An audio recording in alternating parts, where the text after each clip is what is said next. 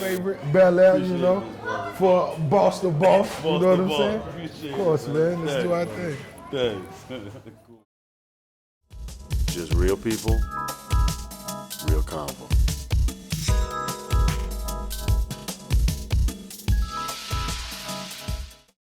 I'm Peter Bailey, and after my nightcap with Waka Flocka, Rick Ross invited me down to his Wingstop for his first sit-down in 2013. Miami's rap juggernaut discussed the blueprint to crafting hip-hop's most influential brand, upcoming acting debut, the controversy surrounding Django, possibly reuniting with Trick Daddy, and even hinted to putting his aspirations in book form in lieu of his next musical offering, Mastermind.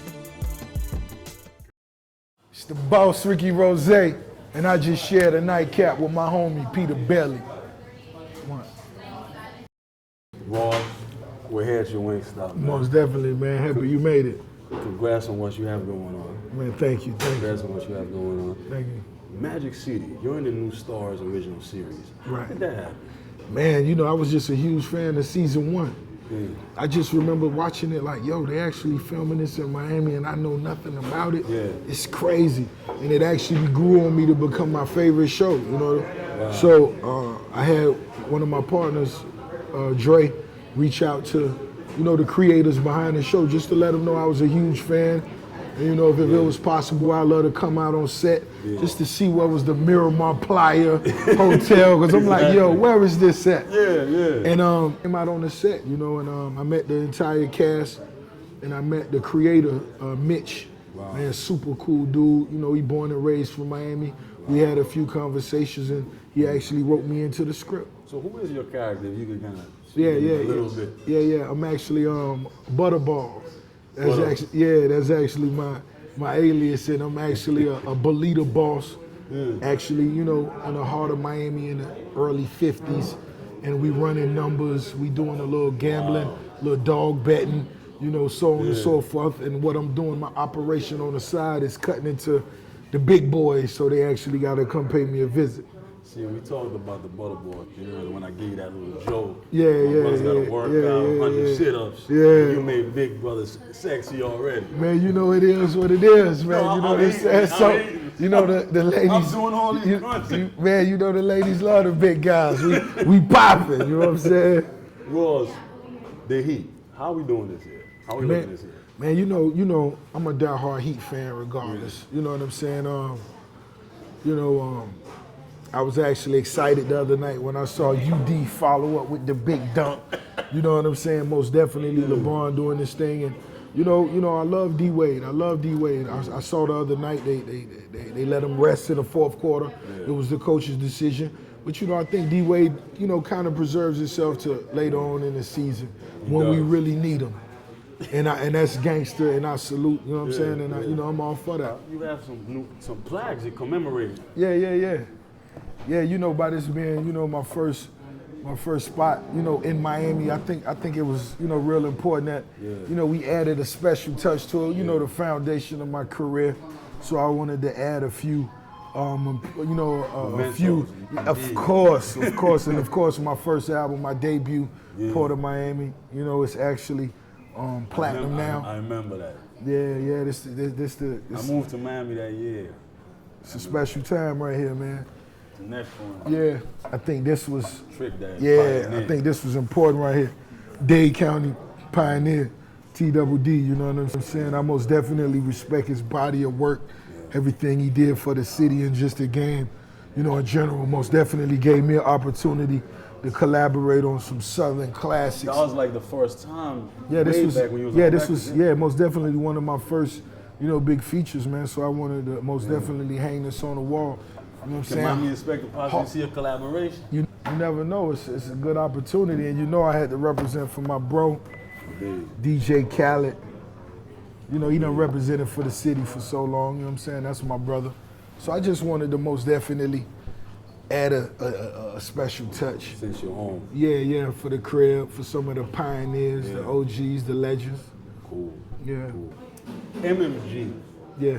I'll say that I think MMG at this point, you know, you have good music, you have Cash Money, but I think MMG right now, when it comes to trend setting and influential brands, probably is the hottest one in the industry right now. Thank you, man. Thank you. What's been the ingredient to building that movement per se? Just, I think pretty much keeping it kind of, you know, just a small, tight-knit family. You know, as the way we approach, you know, the ideas from the records to the visuals to the actual rollout. And, you know, I got a great supportive staff, you know, of course, Gucci Poochie, you know, Spiff, and shout out to, you know, Sherry, you know, that's on my team at Atlantic, Dallas, so on and so forth. And, you know, I picked the hardest working artists. So when you look at Wale and you see him after such a successful album, he just dropped his new mixtape for Lauren. He you know, he's putting out a lot of videos to it, and he's doing that really for the fans. Because he could have just came back and went straight to the money. But when you actually love what you're doing, you feed your fans, and you feed the streets that music that they love. You said Quentin Tarantino was part of the process when you made that song in Django. Yeah, most definitely. It was funny because, you know, Jamie Foxx produced the music. He produced the beat, and Quentin had, you know, an idea of the 100 black caskets. He had that idea. Yeah, 100 black caskets. And, you know, he was actually thinking about different scenes of the film because I wanted the record to, you know, connect with the movie, but at the same time, if you know, just listen to it riding down the street, you could, you know, picture it just happening somewhat somewhere else. So no, I watched the movie and that song, it was that scene. Like, you know, there we go. And you know that was special for him to put it right there. Right there. Right on the horse. Yeah, I let him know he got a lot of cool points from the streets for that.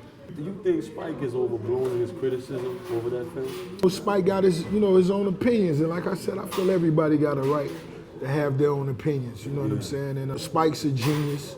You know, I respect his work, but I feel this was a body of work that needed to be seen. I think it needed to be seen because it's history. We can't run from history. You know, so I think it most definitely needed to be seen. What's next for us? What's on the table right now? Oh man, you're building the Wingstop. Food is great. The chicken there came too hot. It was good though. You already know, man. You know, Wingstop, man. This is, you know, other than being the #1 wings, it's one of the coolest places you could come in and just hang out, man. You could just come and hang out and chill. And I got, you know, acquainted the Wingstop in the first place. You know, my barber shop was next door, the Wingstop was next door, and so we had a relationship forever. And you know, once I got into the business side of it, it was a great thing. You know, and I recommend that for anybody. So, cheers, baby. Rose, it's always real. Man, you the best, man. I wish you continued success. I've watched you for years. Thank you, man. You know, do your thing late night, and you're the only one that really come to the streets and connect with the real culture and the community. You the face for, you know, South Florida for that. So I want to commend you, man, and I appreciate you coming out to, you know, Wingstop Cutler, man. We're hanging out, man. You know, and you know, it's a beautiful thing, man. And hopefully we'll just influence, you know, the younger entrepreneurs that's coming from our city. And I'm gonna harass you with one more thing. Since we talked about that book, I wrote The Trick. Yeah. It's time for you to put that Boss 101 in print. You know, you need that 300 page that book. You know, I'm a most definitely consider that. I'm a most definitely consider that, especially coming from a legend like yourself. And I think that was dope, man. Y'all doing the book, man, and I'm most definitely gonna pick up a couple more copies, and you know, everybody else should too. You know what I'm saying? Thank you. Ross, always real, bro. Most definitely, man. Always real. Yeah, if you need some more, you know what I'm saying? We can we can put another order in, you feel me? Cool. Yeah.